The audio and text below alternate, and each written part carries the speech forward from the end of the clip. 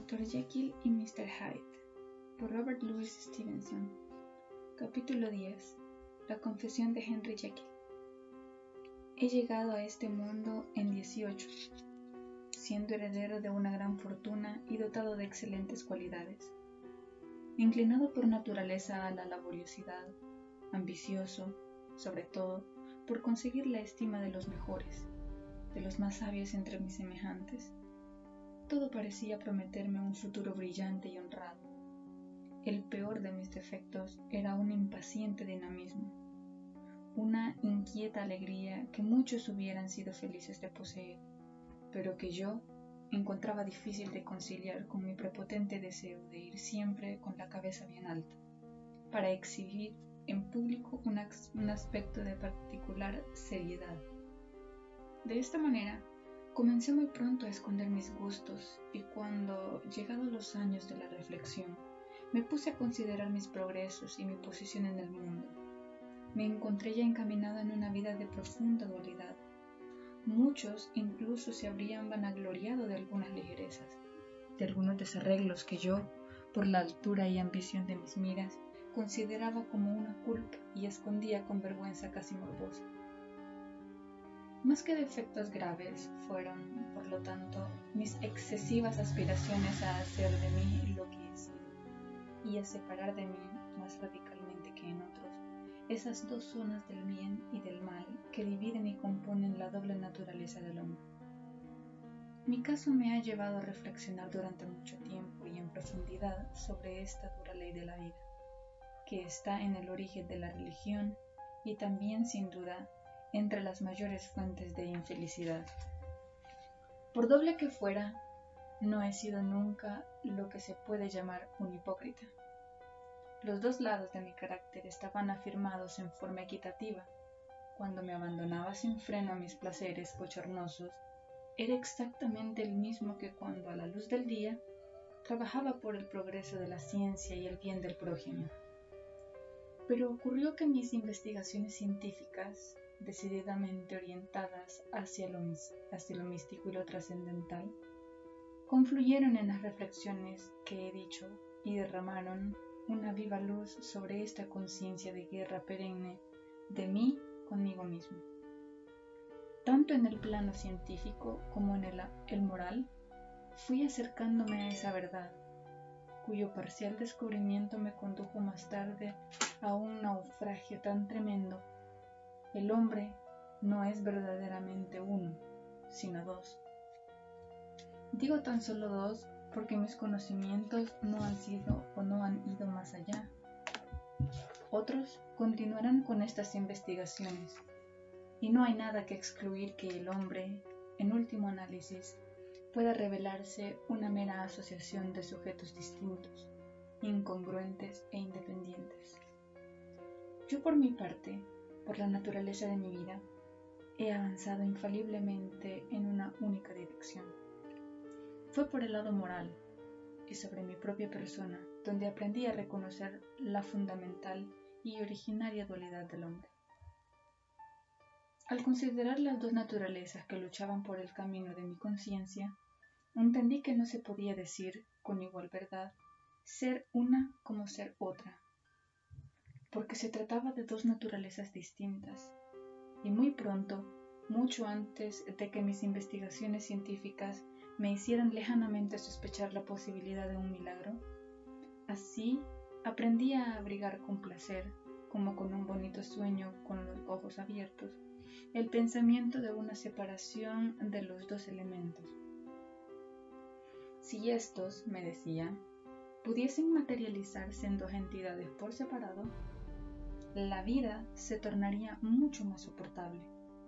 El injusto se iría por su camino, libre de las aspiraciones y de los remordimientos de su más sobrio gemelo, y el justo podría continuar seguro y voluntarioso por el recto camino en el que le complace, sin tener que cargarse de vergüenzas y remordimientos por culpa de su malvado socio. Es una maldición por la humanidad, pensaba, que estas dos incoherentes mitades se encuentren ligadas así, que estos dos gemelos enemigos tengan que seguir luchando en el fondo de una sola y angustiosa conciencia. Pero ¿cómo los puedo separar? Meditaba sobre este punto cuando, como he dicho, mis investigaciones de laboratorio empezaron a echar una luz impensada sobre la cuestión.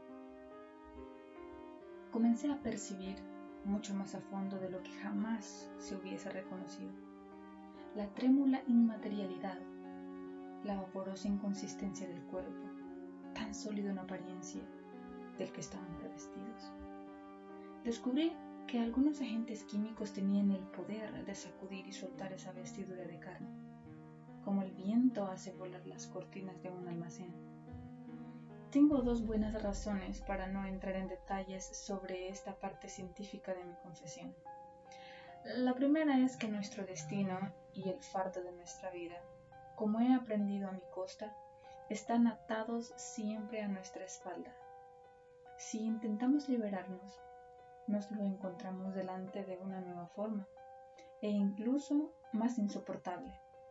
La segunda razón es que mi descubrimiento, como por desgracia resultará evidente por este escrito, no se ha podido completar.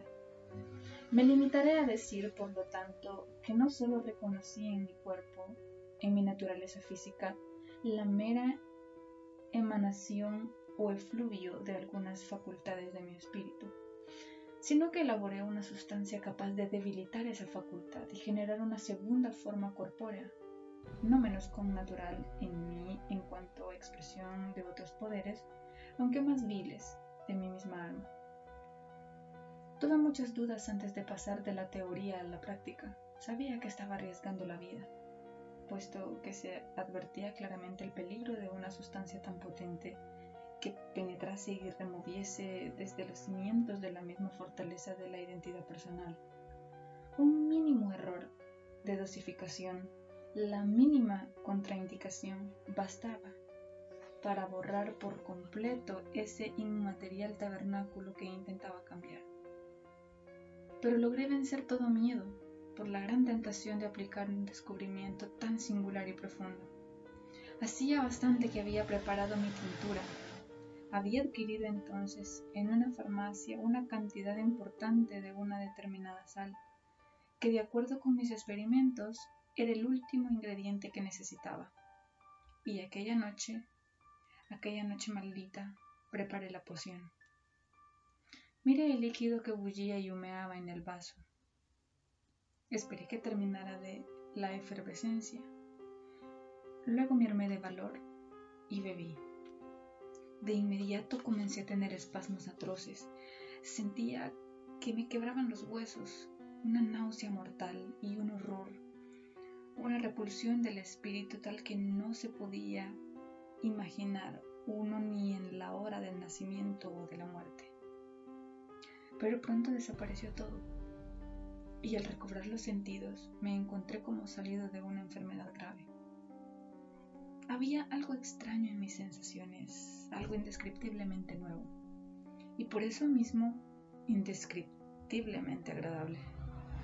Me sentí más joven, más ágil, más feliz físicamente, mientras en el ánimo tenía conciencia de otras transformaciones, una terca temeridad, una rápida y tumultuosa corriente de imágenes sensuales, un quitar el freno de la obligación, una desconocida pero no inocente libertad interior, e inmediatamente, desde el primer respiro de esa nueva vida, me vi llevado al mal con ímpetu decuplicado y completamente esclavo de mi pecado de origen. Pero este mismo conocimiento, en ese momento, me exaltó y deleitó como un vino. Alargué los brazos exultado con la frescura de estas sensaciones y me di cuenta de repente de ser muy pequeño de estatura. En ese entonces no tenía ni un espejo en la habitación, el que está ahora frente a mí mientras escribo lo que puse aquí después de controlar mis transformaciones. La noche estaba muy avanzada. Por oscuro que estuviese, la mañana estaba cerca de concebir el día, y el servicio estaba cerrando y entregando a las horas más rigurosas del sueño. Exaltado como estaba por la esperanza y por el triunfo, decidí aventurarme con esta nueva forma hasta mi dormitorio. Atravesé el patio suscitado, quizás pensé así, la maravilla de las constelaciones, a cuya insome vigilancia se descubría el primer ser de mi especie. Me escurrí por los pasillos como un desconocido en mi propia casa, y al llegar a mi dormitorio contemplé por primera vez la imagen de Edward Hyde. Hasta aquí, para tratar de dar una explicación de los hechos, me limito a confiar solo en la teoría. Es el lado malo de mi naturaleza. Al que le había transferido el poder de plasmarme, era menos robusto y desarrollado que mi lado bueno, al que le había quitado su lugar. Mi vida, después de todo, se había desarrollado en 9 de sus 10 partes bajo la influencia del segundo. Y el primero había tenido raras ocasiones para ejercitarse y madurar. Así explico cómo resultó que Edward Hyde fuese más pequeño, más ágil y más joven que Henry Jekyll. Así como el bien transpiraba por los rasgos de uno y el mal estaba escrito con letras muy claras en la cara del otro, el mal, además, que constituye la parte letal del hombre, por lo que debo creer aún, había inscrito en ese cuerpo su huella de deformidad y corrupción. Sin embargo, cuando vi esa imagen horripilante en el espejo, no sentí repugnancia, sino una especie de alegría y de alivio. También ese era yo, y me vi natural y humano. Ante mis ojos, incluso esa personificación de mi espíritu pareció más viva, más individual y desprendida del imperfecto y ambiguo semblante que hasta ese día había llamado mío. Y sé que en esto no me equivocaba. Cuando asumía el aspecto de Hyde, pude ver que nadie se me acercaba sin estremecerse visiblemente, y esto, sin duda, porque mientras que cada uno de nosotros es una mezcla de bien y de mal, Edward Hyde, único en el género humano, estaba hecho solo del mal. Me detuve tan solo un momento frente al espejo. Todavía restaba intentar el segundo y concluyente experimento. Debía probar si no había perdido mi identidad para siempre, sin posibilidad de recuperarla. En ese caso, antes de que amaneciera, debía huir de esa casa que ya no me pertenecía. Regresé deprisa al laboratorio, preparé y bebí otra vez de la poción. De nuevo pasé por la agonía de la metamorfosis, y al volver en mí me encontré con la cara, la estatura, la personalidad de Henry Jekyll. Había llegado en una encrucijada fatal. Si me hubiera acercado a mi descubrimiento con un espíritu más noble, si hubiera arriesgado el experimento bajo el dominio de aspiraciones generosas o místicas, todo habría ido de forma muy diferente. De esas agonías de muerte y resurrección habría podido renacer ángel en lugar de demonio. La droga por sí misma no se ejercitaba en un sentido más que en otro. No era por sí ni divina ni diabólica. Le abrí las puertas a mis inclinaciones, y de allí, como los prisioneros de Filipos, salió corriendo quien quiso. Mis buenas inclinaciones entonces estaban adormecidas, pero las malas vigilaban, instigadas por la ambición, y se desencadenaron proyectadas en Hyde. Así, de las 2 personas en las que me dividí, una fue totalmente mala, mientras la otra se quedó en el antiguo Henry Jekyll. Esa incongruente mezcla que no había conseguido reformar, el cambio, por lo tanto, fue completamente hacia peor. A pesar de que ya no era tan joven, no había perdido mi antipatía por una vida de estudio y de trabajo. También sentía ganas de divertirme, pero al ser mis diversiones poco honorables, si puedo decirlo así, y como era muy conocido y estimado, además de tener una edad respetable, la incongruencia de esa vida me era cada día más pesada. Por esto me sentí tentado por mis nuevos poderes, y así fue como quedé esclavo. Solo necesitaba beber la poción, abandonar el cuerpo del célebre profesor y vestirme como un nuevo traje, con el de Edward Hyde. La idea me sonreía y la encontré. Entonces, ingeniosa, hice mis preparativos con el máximo cuidado. alquilé y amueblé la casa de Soho, donde luego la policía fue a buscar a Hyde, y tomé como ama de casa a una mujer poco escrupulosa y que se mantenía callada. Por otro lado, advertí a mis criados de que un tal señor Hyde, del que describí su aspecto, tendría plena libertad y autoridad en mi casa, y para descartar equivocaciones, con el fin de que se familiarizaran con él, hice que me visitara. Luego escribí y te confié el testamento que tanto desaprobaste, de tal forma que, si le hubiera ocurrido algo al Dr. Jekyll, habría podido sucederle como Hyde, y al suponerme precavido en todos los sentidos, comencé a sacar provecho de las extrañas inmunidades de mi posición. Tiempo atrás, para cometer delitos sin poner en riesgo la propia persona y reputación, se pagaba y se enviaban matones. Yo fui el primero que contó con su propio matón, que mandaba por ahí para que me diera satisfacciones. Fui precursor en disponer de otro, yo mismo, que podía en el cualquier momento desembriagarse para gozar de toda libertad, como un chiquillo de escuela en sus escapadas, sin comprometer en lo más mínimo la dignidad y la seriedad de mi figura pública.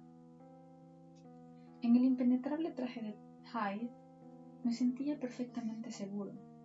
Si pensamos, ni existía.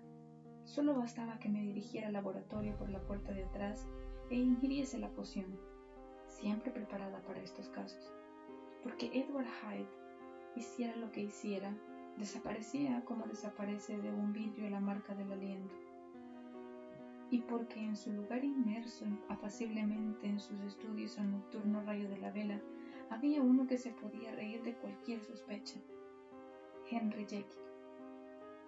Los placeres que comencé a encontrar bajo mi disfraz eran, como he dicho, poco honrados.